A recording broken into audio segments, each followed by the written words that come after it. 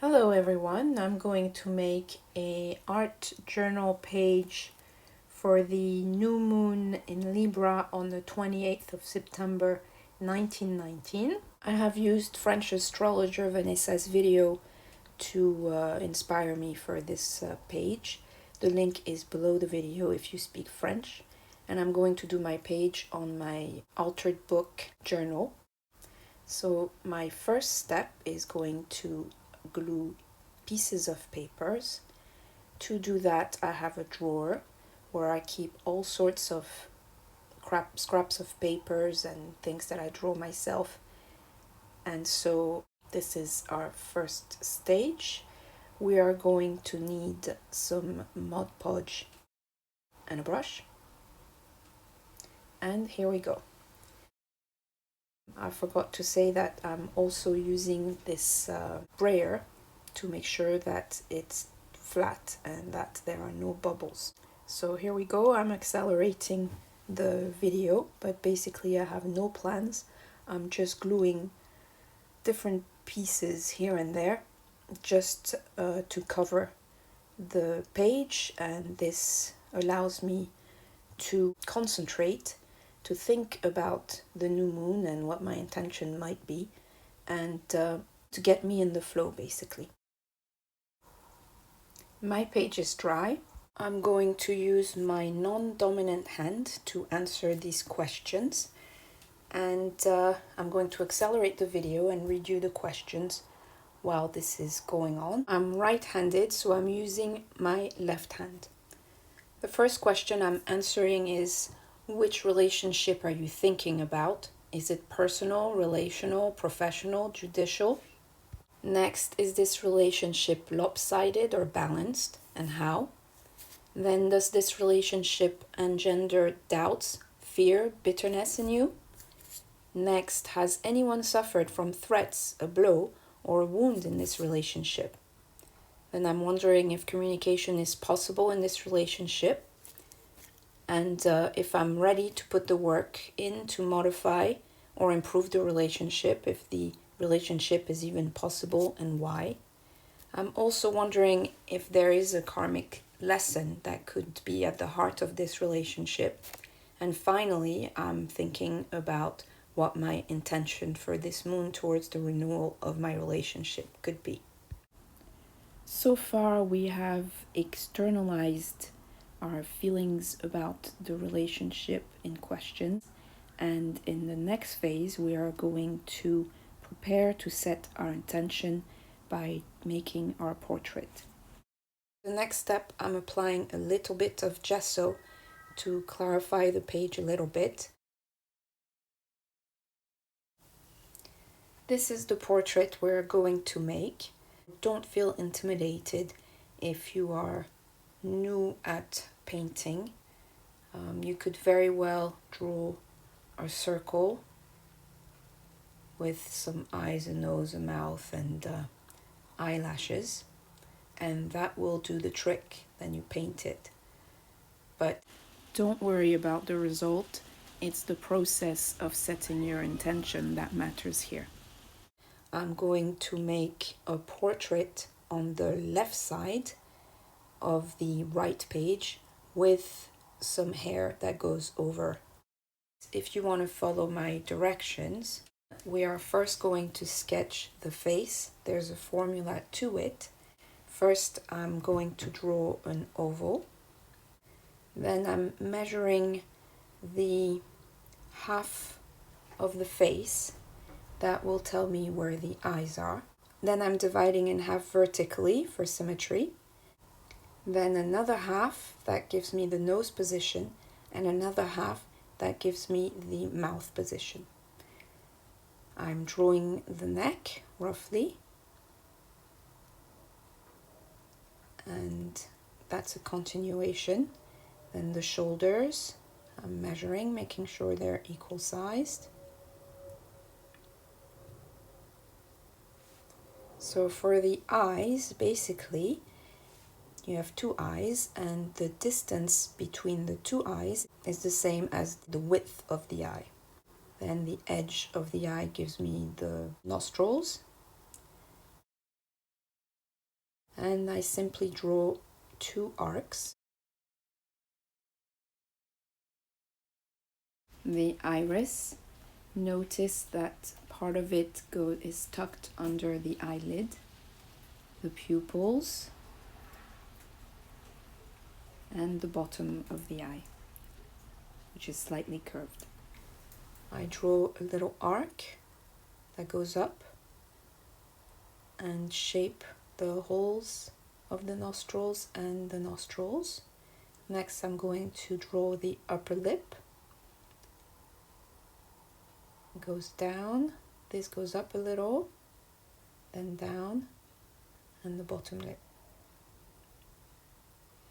I'm extending the chin a little bit. There's a little dent here, so we can have cheeks. The eyebrows go up and then down, up and then down. Then the hair.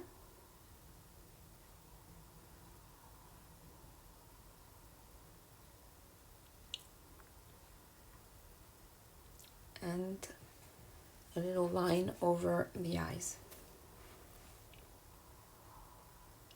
I'm erasing my lines.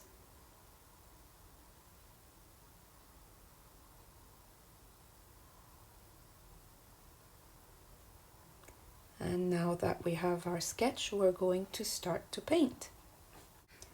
Because Libra is an air sign, a cold sign, I decided to use some blues, so I'm using a Payne's Gray, a primary blue, and a teal, and some white. This is all acrylic paint. First, we are going to use the Payne's Gray, and we're going to paint all the dark places. These are the above the eye, and on the side of the eye next to the nose, below the eyes. Same on the other side. Then under the nose, below the lower lip to mark the chin, the outline of the face.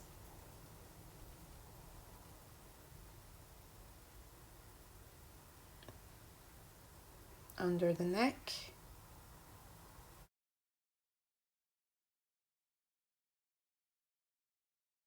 Under the hairline, there's also a shade. The cheeks, the side of the nostrils, the split between the lips,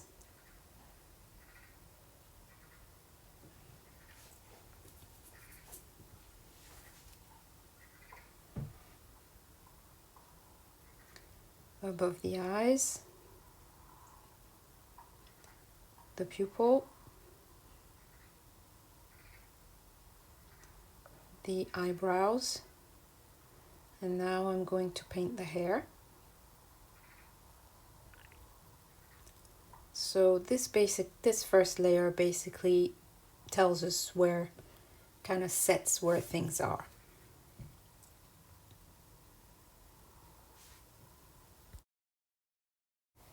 Next, I'm taking my medium blue, which is a primary blue, and I'm mixing it a bit with the teal.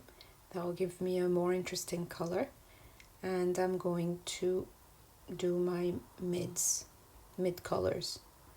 So it's not light, it's not dark, it's in the middle. It's not very precise. Then I'm mixing it with my Payne's Gray to do the upper lip, which is always darker than the lower lip. Now I'm giving a shape to my nose with some shadow. And I'm going to mix my light blue with white to do some highlights. So on the forehead, the cheeks, my chin, the neck, and the eyelids.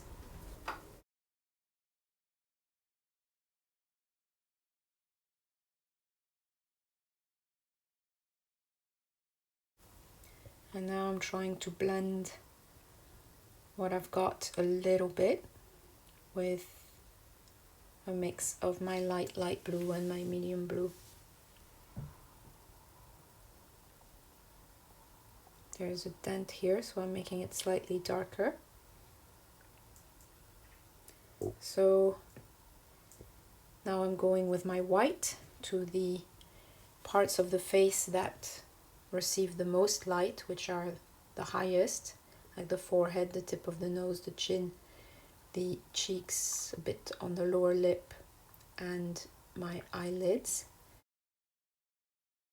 So I'm using some blue to give a bit of motion to the hair. Here I'm working on my shadows a bit again, and the hair. So right here I've reached the stage where I tell myself, oh my, what I'm doing is really ugly. A lot of people call this the ugly stage, but don't desperate, this is normal, always happens until we find what we're trying to express. So I just keep on going, working with my darks and lights back and forth.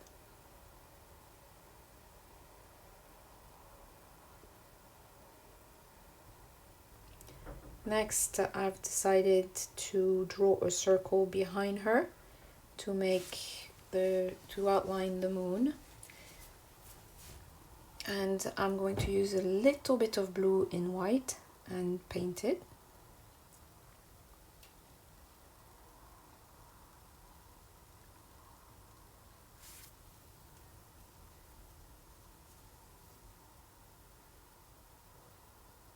Reducing the hair volume a bit. And working on my shadows some more.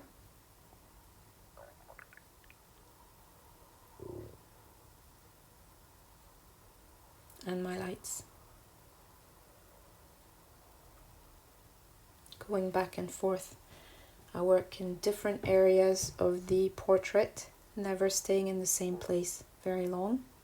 Putting some highlights in her hair.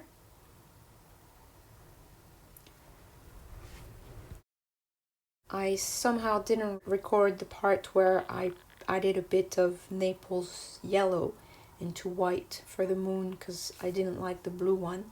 And I also didn't record the part where I changed her haircut on the right. Now I've decided that the moon is way too big, so I'm going to cut it down. And I'm going to work on my background, which is going to be a sky. I'm going to blend in my Payne's Gray in the corner. Basically, I'm putting some Payne's Gray there, then medium blue, and I blend them together, shrinking the moon. Adding some blue highlight to her hair. And a few more dark strokes.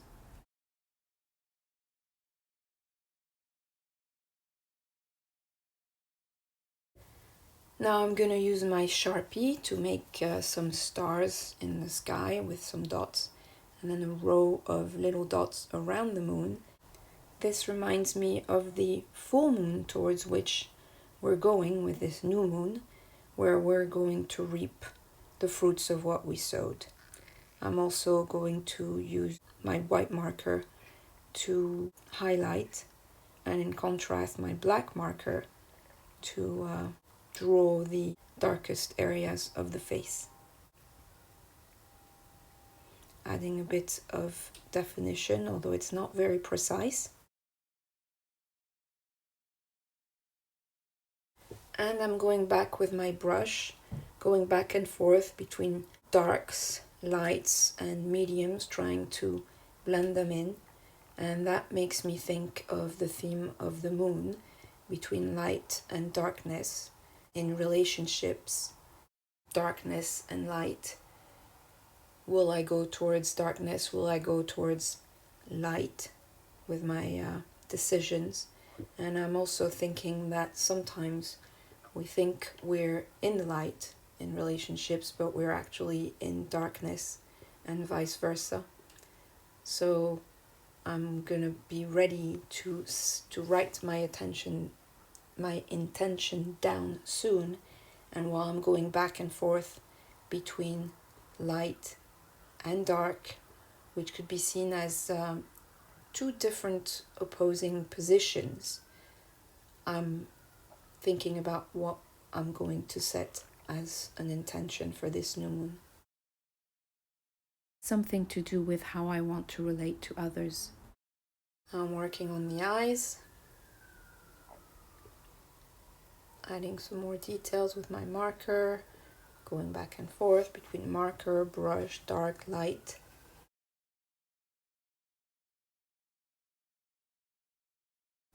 And refining her face.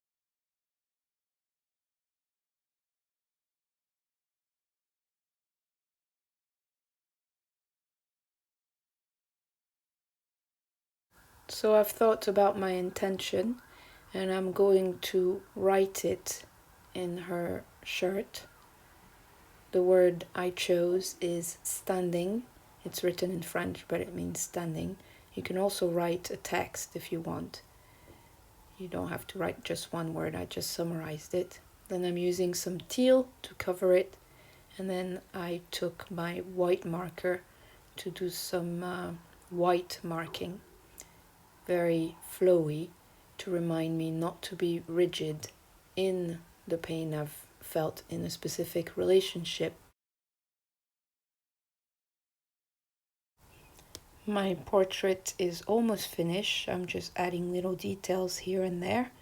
It's always hard to know when it is finished and when to stop. That's something I find difficult. Sometimes I go too far. And here I can't help adding a little bit of gray to have a shadow in the eyes. And then I decide to make my eye over, which is where I start to panic, thinking, oh no, I have ruined the painting with my last minute adjustment. But there's nothing to worry about, because that's the good thing with acrylics, is that you can always go back and improve areas. So I'm pretty much done here. I hope you've enjoyed setting your intention with me. If you liked this video, please give it a like. You can subscribe if you like what I'm doing, and I would love to read your comments. And so I say goodbye. See you next time.